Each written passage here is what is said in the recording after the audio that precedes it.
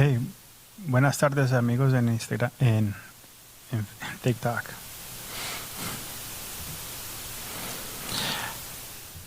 Bienvenidos todos a Calvary ATX o Calvario ATX, Capilla Calvario.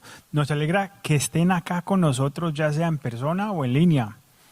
En Capilla Calvario simplemente enseñamos la Biblia, versículo por versículo y capítulo por capítulo, para ayudarte a conocer y seguir a Jesús y para equiparte a tener un impacto eterno en el mundo que te rodea.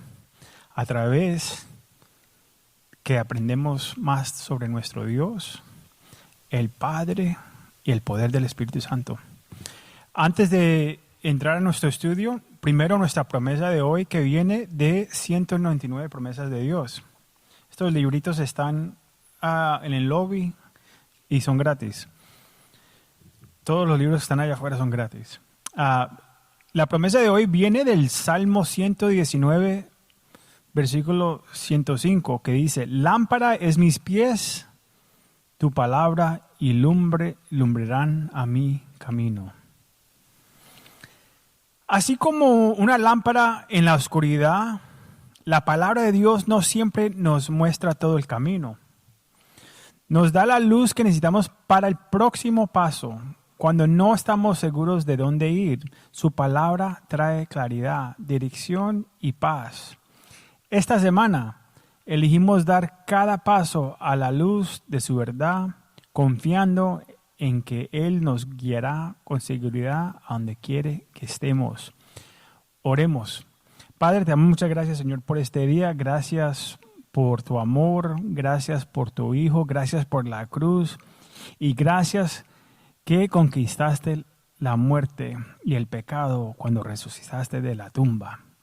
Padre, pedimos que tu Espíritu caiga sobre este lugar, que los llene, los traiga paz y los ayude a entender las promesas, la palabra y, más importante, aplicar a nuestras vidas mientras que los acercamos más a ti. Te damos toda la gloria a ti, Señor. Amén y amén. Hoy vamos a estar en 1 Corintios capítulo 2, pero primero, al cerrar el capítulo 1, Pablo derribó el mito de la grandeza humana. El mundo llama a la cruz una locura, pero para los que se salvan es el poder de Dios. Romanos 1:16. Dios escoge a lo débil y a lo común para que ninguna carne se glorie en su presencia. Si nuestra gloria está en el Señor, entonces nuestro método debe coincidir con nuestro mensaje. Y precisamente ahí es donde Pablo continúa. Cuando llegó por primera vez a Corintio, no construyó una plataforma basada en la elocuencia o en espectáculo. No, se apoyó en las tendencias de los sofistas, ni en las modas de la ciudad. Tomó una decisión deliberada. Dice: pues me propuso no saber entre vosotros cosa alguna, sino a Jesucristo y a este crucificado. En otras palabras, el centro del mensaje era la cruz y el poder detrás del mensaje era el Espíritu Santo. Pablo también nos habla de la postura que llevaba. Dice: vino con debilidad y con mucho temor y temblor, para que la fe de ellos no se apoyara en la sabiduría de los hombres, sino en el poder de Dios. Es el segundo tema de nuestro mensaje. Debilidad aquí no significa fracaso, significa dependencia. La negativa consciente de hacer del ministerio algo para impresionar a la gente en vez de exaltar a Cristo. Y esto es importante para nosotros. Vivimos en una cultura que primía la imagen, la tragedia y la próxima idea ingeniosa. Pero nada de esto tiene poder para salvar a una alma. Las familias son restauradas, las adicciones son rotas y los corazones son hechos nuevos, no por el carisma, sino por Cristo. El Espíritu hace lo que el pulido no puede hacer.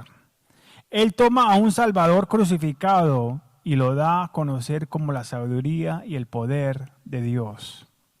Así que hoy veremos tres cosas. Primero, la postura del mensajero. Segundo, el poder del ministerio y la sabiduría del mensaje. Y en el camino haremos una pregunta sencilla que escudre el corazón de cada pastor, padre, siervo y buscador en este lugar. ¿Estoy confiando en la elocuencia o en el poder?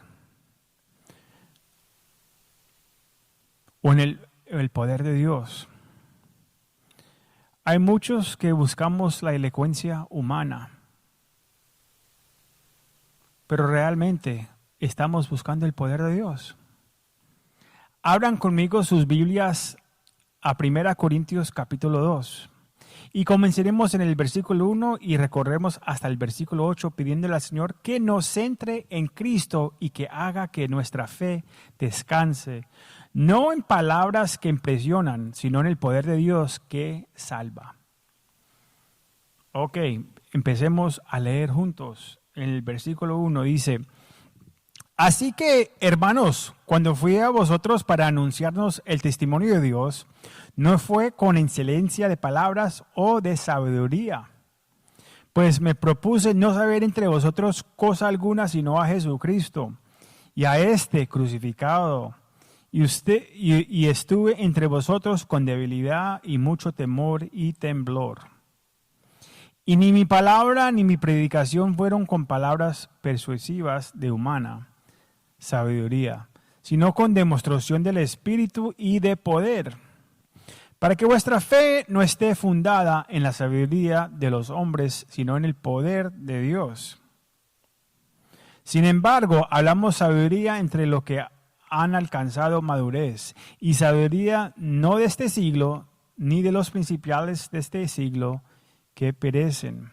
Mas hablamos sabiduría de Dios en misterio, la sabiduría oculta, la cual Dios predestinó antes de los siglos para nuestra gloria, la que ninguna de los príncipes de este siglo conoció, porque si la hubieran conocido, nunca hubieran crucificado al Señor de gloria. Amén. Con el contexto delante de nosotros, notamos primero la postura del mensajero. Pablo eligió la debilidad y la sencillez para el poder fuera inconfundiblemente de Dios. Entonces, ¿cuál es la postura del mensajero? Acá los dicen en estos primeros dos versículos. Pablo dice: no fue con excelencia de palabras o de sabiduría, pues me propuse no saber entre vosotros cosa alguna sino a Jesucristo y a este crucificado.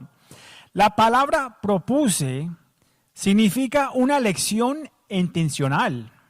Pablo toma una decisión deliberada de centrar en el mensaje en la cruz de Cristo, no porque le faltara capacidad, sino porque se negó a depender de la presentación humana. Cuando dice acá, excelencia de palabras, no está en contra de pensar o profundamente o de hablar bien. Simplemente está diciendo que el poder del evangelio no descansa en una comunicación ingeniosa o en una técnica persuasiva. Pablo lo llama el testimonio de Dios. No un testimonio acerca de Dios, sino el de Dios. Su historia. No tenemos derecho a alterarla. Imagínese compartir una historia profundamente personal, solo para que alguien tome el micrófono inmediatamente después de ti y lo corrija los detalles. Eso es un insulto. Y sin embargo, cuando suavizamos el evangelio para hacerlo más aceptable o editamos las partes que pensamos que la gente no recibirá bien, como el pecado, eso es exactamente lo que hacemos con el testimonio de Dios. déme recordarle unas cositas. Primero, solo Dios te escogió antes de la fundación del mundo. Solo Dios te ama cuando estabas lejos de Él. Solo Dios envió a su Hijo a la cruz. Solo Dios lo levantó de entre los muertos. Solo Dios dijo no a su Hijo para poder decirte sí a ti. Y solo Dios puede preparar un lugar en la eternidad para ti. Sí es su historia y nuestro trabajo es declarar fielmente, sin enmendarla, mejorarla o disculparnos por ella. Es el testimonio de Dios, es su historia y hay que declararlo. Pablo podría haber usado su intelecto para impresionar a los filósofos de Corintio. Podría haber citado a eruditos, poetas y pensadores religiosos de su tiempo. Era lo suficientemente brillante como para ganar debates en sus propios términos. Pero él sabía que si la gente se había hablado de la elocuencia de Pablo en lugar de la cruz de Cristo, el mensaje había fracasado. Por eso dice en Galatas 6:14, pero lejos está de mí, gloríame, sino en la cruz de nuestro Señor Jesucristo, por quien el mundo me es crucificado a mí y yo al mundo. Su único motivo de gloria, su único enfoque era la cruz de Jesucristo. Pablo también entendía algo a menudo que olvidamos. El evangelio no es solo un plan de mejor moral.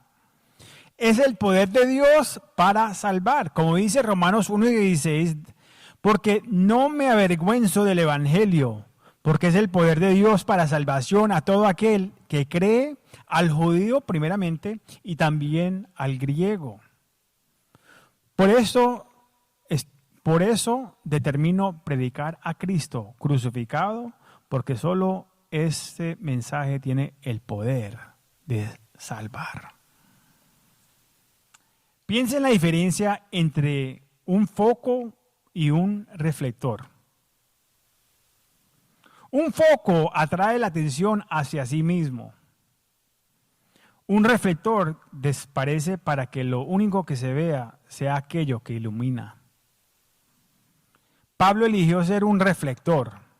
El enfoque nunca debía estar en el mensajero, siempre en el mensaje de Jesús.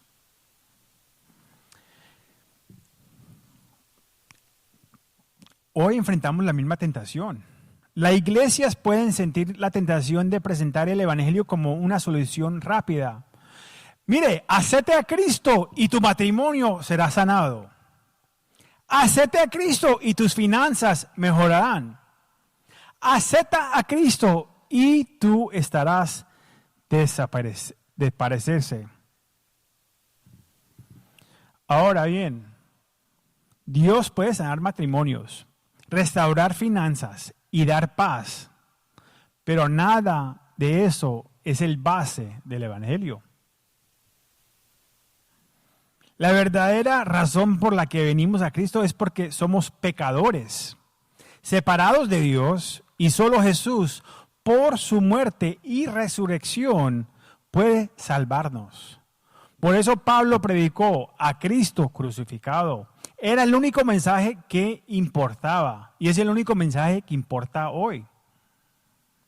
Si caminamos ese enfoque, tal vez atraigamos a una audiencia más grande, pero no haremos discípulos. Nuestro llamado, como el de Pablo, es declarar el testimonio de Dios, mantener la cruz en el centro y dejar que el Espíritu haga la obra. Entonces, quiero hacer unas preguntitas. Cuando comparto mi fe, si la comparten, ¿presento el evangelio como el testimonio de Dios o como mi versión mejorada? Me preocupo más ser entendido o ser fiel al mensaje? En mi ministerio, en mi hogar y mi trabajo, ¿soy el foco o el reflectador? El mensajero se desvanece, el mensaje permanece y así es como Dios recibe la gloria. Y si el mensaje es de Dios, entonces la postura del mensajero debe corresponder a él. Con esa idea, observa cómo Pablo describe su debilidad para que nuestra fe descanse no en nosotros, sino en el poder de Dios. Leamos el versículo 3 al 5 juntos, a ver la debilidad del ministro. Estuve entre vosotros con debilidad y con mucho temor y temblor. Y ni mi palabra ni mi predicación fueron con palabras persuasivas de humana sabiduría, sino con demostración del Espíritu y de poder. Disculpe.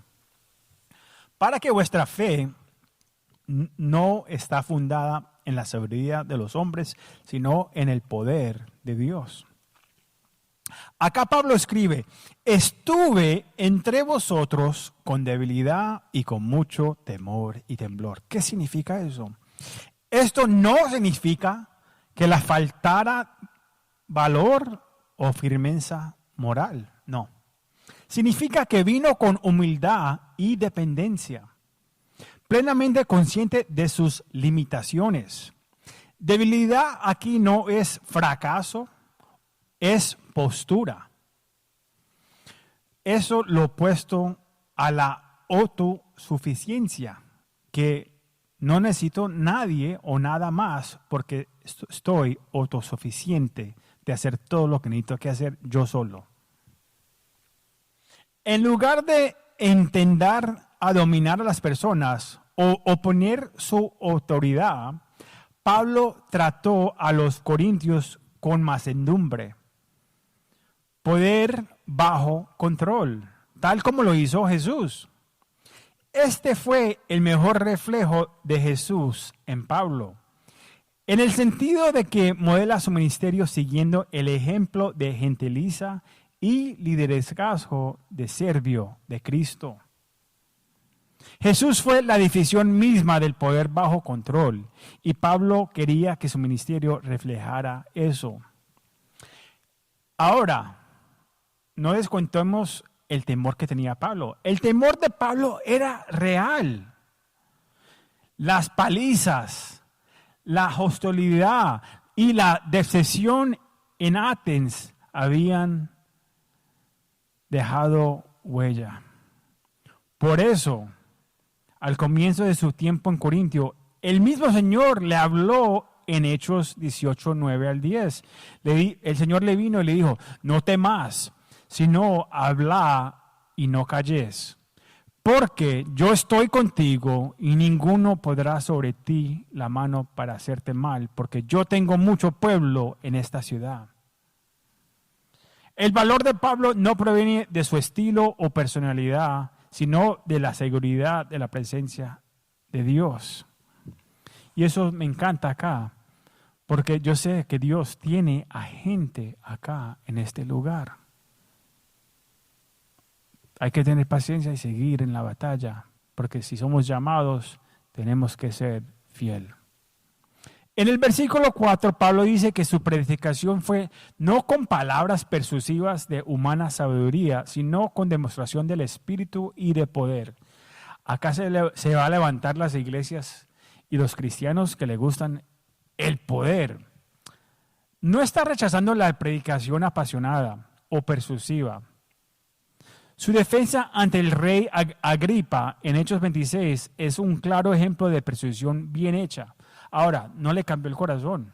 Él dijo, wow, usted casi me hace pensar esto tanto que casi me convierto, pero casi no vale la pena. Lo que rechaza es la dependencia de la habilidad humana o la astucia para hacer que el evangelio funcione. Es como el chapulín colorado. Dijo, no contaban con mi astucia. Pablo entendía su papel y el papel de Dios. ¿Cuál era su rol? Su tarea era declarar fielmente el mensaje. La tarea del Espíritu era demostrar el poder. Esa demostración a veces incluye milagros sobrenaturales para validar el mensaje y su apostolado.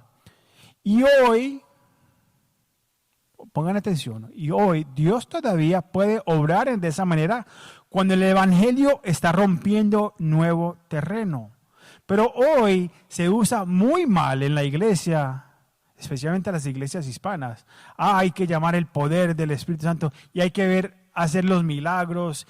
Y los enfocamos mucho en lo sobrenatural y muchas veces son falsas. Es emociones. Pero no quiere decir que el poder no existe. Con más frecuencia, el poder del Espíritu se ve en vidas transformadas por la predicación de su palabra. Y ese es el milagro más grande. Es muy rico que alguien se curó del cáncer, que ahora no escuchaban y pueden oír. Pero si la vida no es transformada, ¿qué vale la pena? Los milagros, como hemos dicho muchas veces, los milagros no salvan a nadie. Es la cruz, el Señor crucificado y la transformación a través del Espíritu Santo en nuestras vidas. Hay momentos en que Dios da una palabra de conocimiento. ¿Qué significa eso? Es una percepción sobre la situación de alguien que no podría conocerse de manera natural. Para que el oyente sepa, Dios me está hablando ahora mismo. A veces el predicador es consciente de eso que estás pasando y a veces no, pero el oyente reconoce que es el Espíritu. ¿Cuántas veces no has ido a una iglesia, escuchas un mensaje y cómo supo eso el pastor? Ese mensaje era exactamente, no, es el Espíritu Santo tratando de coger tu atención. Por eso exhorto, si Dios te está hablando, en este momento no lo resistes. Hebreos 3:15 advierte, si oyes hoy su voz, no endurezcas vuestros corazones como el farón. Porque de un momento al otro, el Señor te va a dar a los deseos de tu corazón. Si le resistes suficientes veces, tu corazón se endurecerá tanto que ya no podrás oír su voz. Y ese es el único pecado imperdonable. Ya cuando no escuches la voz del Señor y su Espíritu y te mueras en tus pecados. El versículo 5 nos dice por qué Pablo adoptó este enfoque. Para que vuestra fe no esté fundada en la sabiduría de los hombres, sino en el poder de Dios. Una fe construida sobre la personalidad, la emoción o el entrenamiento puede encender entusiasmo por un momento, pero no dura. Y eso es lo que vemos hoy en la iglesia. La fe edifica sobre el poder de Dios, perdurará. Por eso Pablo pudo decir más tarde en 2 Corintios 12, versículos 9 y 10, y me ha dicho, basta mi gracia, porque mi poder se perfecciona en la debilidad. Por tanto, de buena gana me gloriaré más bien en mis debilidades, para que repose sobre mí el poder de Cristo. Por lo cual, por amor a Cristo, me gozo en las debilidades, y en afrentades, en necesidades, en persecuciones, en angustias, porque cuando soy débil, entonces soy fuerte. A Pablo no le importaba si algunos pensaban que su presencia era poca impresionante o que su mensaje era una tontería. Cuando la gente hablaba después de su predicación, el enfoque no estaba en Pablo, sino en el Dios que proclamaba. Y es el modelo que seguimos.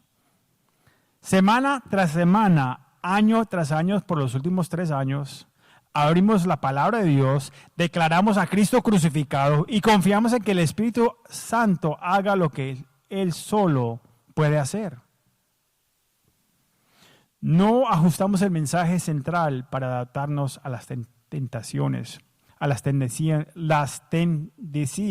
de este mundo. Confiamos en que la palabra de Dios haga la obra de Dios. Y cuando veamos a nuestro área, vemos que hay mucho trabajo que hacer. Hay mucho trabajo, hay mucha gente que se está perdiendo. Como un vasaje de barro que contiene un tesoro de gran valor, el valor no está en el recipiente, sino en lo que hay dentro. Dios ha escogido mensajeros débiles y comunes para que no haya duda de dónde viene el poder. Quiero hacer unas preguntitas. ¿Te sientes poco calificado para servir? Ese podría ser tu mayor calificación. Significa que estás dependiente de la fuerza de Dios y no de la tuya. Hay muchos que dicen, yo soy calificado, pero soy calificado para cantar, calificado para enseñar, pero en el púlpito. No, la calificación es de sirviente. ¿Qué dice qué las palabras que uno quiere escuchar cuando llega al cielo? Muy bien y buen hecho, mi buen sirviente. No mi buen pastor, mi buen predicador, limpia de baños, no. Todos somos llamados a servir al pueblo de Dios, a servir a los que están perdidos. Con amor y verdad. Así que quiero hacerte otra pregunta real. Cuando la gente te ve, ¿están hablando de ti o de él? Si la postura es debilidad y el poder es de Dios, ¿qué pasa con el contenido? Pablo ahora explica la sabiduría del mensaje en el versículo 6 y 8, nuestros últimos 3 versículos de hoy. Leámoslos. Dice, sin embargo, hablamos sabiduría entre los que han alcanzado madurez y sabiduría no de este siglo, ni de los príncipes de este siglo que perecen. Mas hablamos sabiduría de Dios en misterio, la sabiduría oculta, la cual Dios predestinó antes de los siglos para nuestra gloria.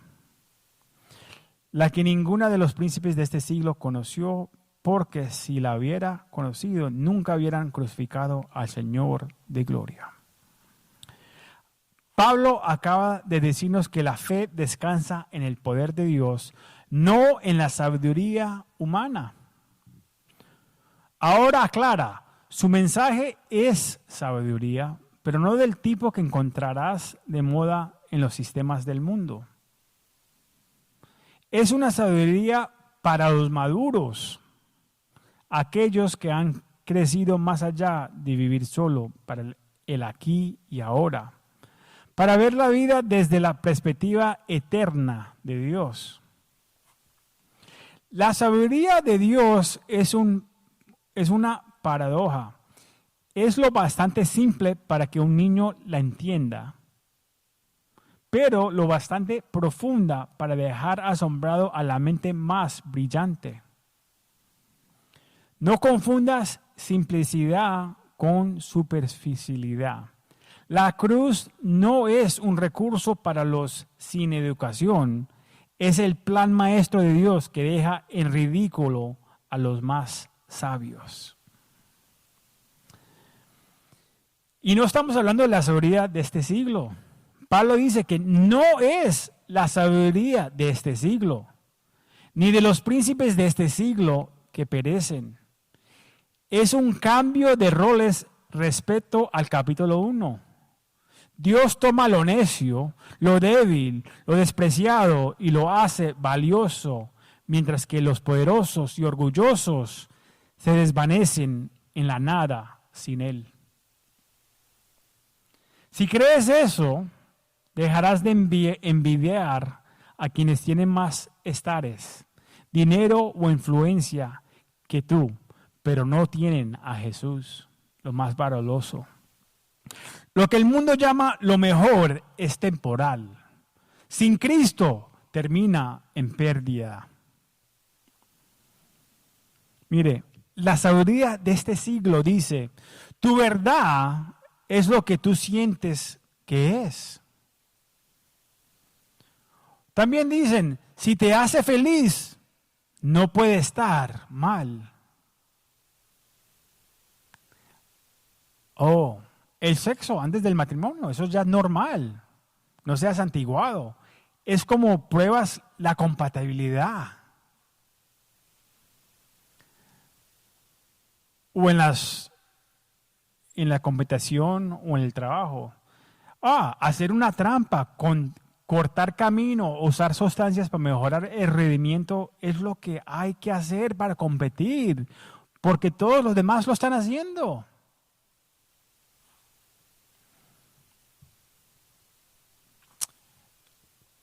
Tristemente, incluso dentro de la iglesia podemos ser arrastrados por la cultura.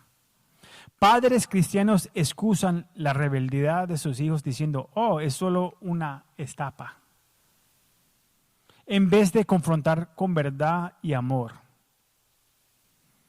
Evitamos confrontar el pecado en amigos o familiares porque no queremos juzgar.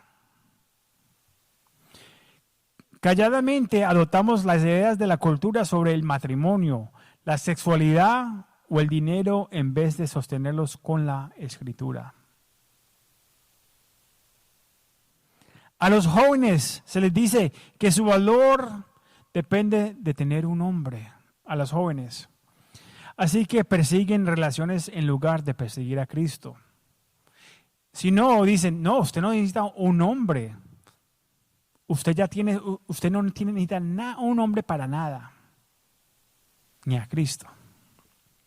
A los jóvenes o varones se les dice que es normal acostarse con sus novias, así que las presionan. Los profesionales justifican prácticas deshonestas en el trabajo porque es la única manera de avanzar su carrera. El punto de Pablo en este versículo, todo esto es la sabiduría de este siglo y viene a nada. No cambies la sabiduría eterna de Dios por los aplausos temporales de la multitud. Busquemos la sabiduría secreta de Dios, como dice el versículo 7 acá. El versículo 7 dice, mas hablamos sabiduría de Dios en misterio. La sabiduría oculta, la cual predestinó antes de los siglos para nuestra gloria. Pablo la llama un misterio. No porque Dios entendió excluir a las personas, sino porque estuvo oculto hasta el momento apropiado. Ahora en Cristo se nos revela. Colosenses 1, 26 al 27 dice, el misterio que había estado oculto desde los siglos y edades, pero que ahora ha sido manifestado a sus santos, ustedes, santos, gente separada, a quienes Dios quiso dar a conocer las riquezas de la gloria de este misterio entre los gentiles, que es Cristo en vosotros, la esperanza de gloria. Amén y amén. Ese es el conocimiento definitivo, el Espíritu de Dios viviendo en ti, garantizándote una parte en su gloria. ¡Qué maravilloso! Pablo nos da 3 facetas de esta sabiduría. Primero, es un secreto conocido solo por aquellos a quienes Dios lo revela. No es algo que descubres por intelecto, se recibe por fe. Segundo, estuvo escondido del mundo hasta que el tiempo de Dios fue perfecto. Dios no lo esconde por despresión, esperó el momento preciso para revelarla. Nuestro tiempo en Cristo. Hebreos nos dice que los santos del Antiguo Testamento lo anhelaron, pero no lo experimentaron plenamente.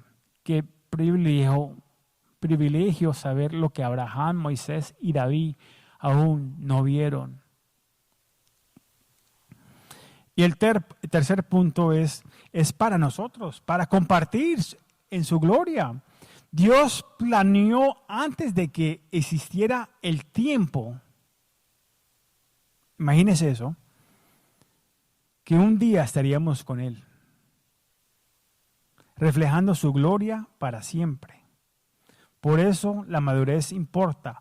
Una perspectiva eterna cambia como vivimos en el presente. Y como nos recuerda Tito 2:11 al 12, porque la gracia de Dios se ha manifestado para salvación a todos los hombres, enseñándonos que renunciando a la impiedad y a los deseos mundanos, vivimos en este siglo sobrio, justo y piadosamente. La gracia de Dios no solo nos salva, también nos entrena para decir no al pecado y sí a una vida que refleja a Cristo Jesús. Amén. Ya llegamos a nuestro último versículo, versículo 8, donde vemos los gobernantes no lo entendieron. En el versículo 8 dice que si los gobernantes de este siglo hubieran entendido, nunca hubieran crucificado al Señor de gloria.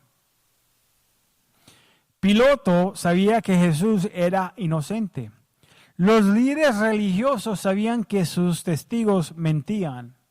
Judas sabía que él era el Mesías, pero no comprendieron verdaderamente quién era, porque la sabiduría de Dios les estaba oculta.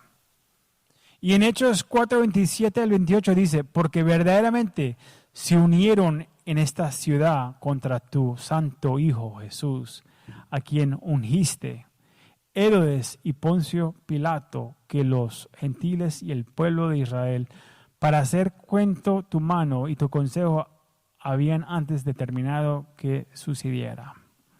Estos versículos muestran que incluso su rechazo estaba bajo el plan soberano de Dios. ¿Cómo así? Herodes, Pilato, los gentiles y el pueblo de Israel, para hacer junto tu mano y tu consejo habían antes determinado. Lo que parecía su victoria fue en realidad la victoria de Dios. El título Señor de Gloria es una de las declaraciones más fuertes de la divinidad de Jesús.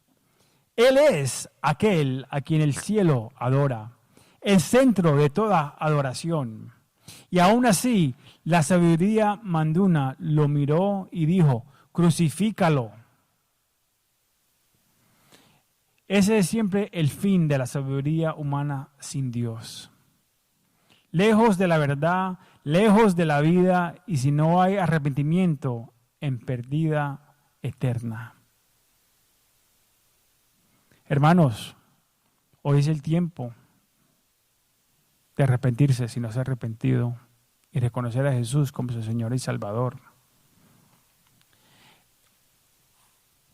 Es como mirar a un plano al revés. Parece un diseño para el desastre hasta que lo volteas. La cruz parecía la derrota suprema de nuestro Dios, hasta que Dios volteó la página y reveló que era la victoria suprema. Buscas madurez, no persiguiendo modas, sino profundizándose en Cristo crucificado. Cuando más comprendas la sabiduría de Dios, menos te impresionará la sabiduría del mundo. Unas preguntitas antes de cerrar. ¿Estoy filtrando mis decisiones a través de la sabiduría de Dios o de la sabiduría de este siglo? ¿Dónde soy tentado a cambiar la perspectiva eterna por una ganancia temporal? ¿Vivo como si Cristo en mí fuera realmente mi esperanza de gloria? Esas son las preguntas que tenemos que hacerlos. Si la sabiduría del mundo malinterpreta la cruz, el amor de Dios en la cruz la hace inconfundable. Escuchemos su voz y respondamos hoy. Quiero darle una invitación, si usted no conoce al Señor. Romanos 5, 6 al 8 dice, porque Cristo cuando aún éramos débiles, a su tiempo murió por los impíos. Ciertamente apenas moriría alguno por un justo. Con todo, podría ser que alguno usara morir por el bueno. Mas Dios mostró su amor para con nosotros en que siendo aún pecadores, Cristo murió por nosotros.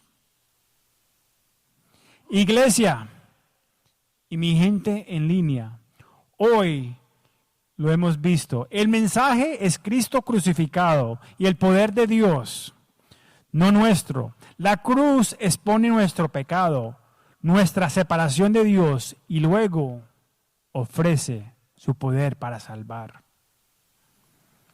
No después de que nos hayamos limpiado, no cuando nos hayamos probado dignos,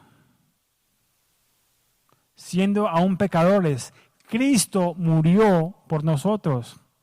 Si sabes que Dios te está hablando, no endurezcas tu corazón. Arrepiéntete del pecado y confía en Él hoy. Esto no se trata de unirte a un club o de esforzarte más. Se trata de recibir la vida que Jesús ya compró para ti. Si estás preparado para recibir este regalo, quiero guiarte con esta oración. Di conmigo, Señor Jesús, creo que moriste por mis pecados y resucitaste. Confieso que soy pecador y necesito tu perdón. Me aparto de mi pecado y me vuelvo a ti. Lávame, perdóname, hazme nuevo. Te recibo como mi Señor y Salvador. Lléname con tu Espíritu para poder seguirte. Gracias por salvarme. Amén y amén. Si clamaste a Él con fe, Él te escucha y te ha salvado. Bienvenido a la familia de Dios. Si hiciste esta oración, queremos conectarte. Mientras oramos, pasa al frente o conéctate con nosotros después del servicio. Tenemos una Biblia y próximos pasos para ti. Si estás en línea, en TikTok, en YouTube, en Facebook, en nuestro sitio de web,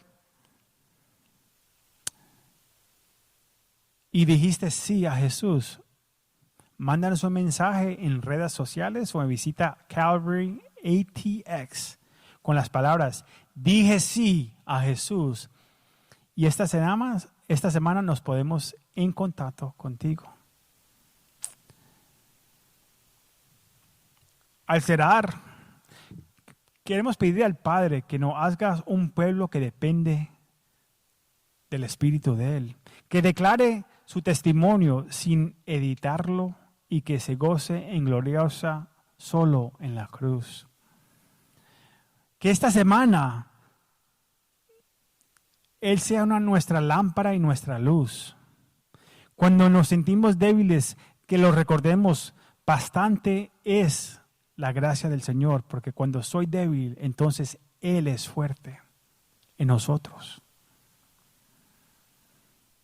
Enviamos que los envía a nosotros como reflectadores, no como protagonistas. El mensajero desaparece, el mensaje permanece. Ha permanecido más de 2000 años. Y el nombre de Jesús es el que reina para siempre. Amén y amén.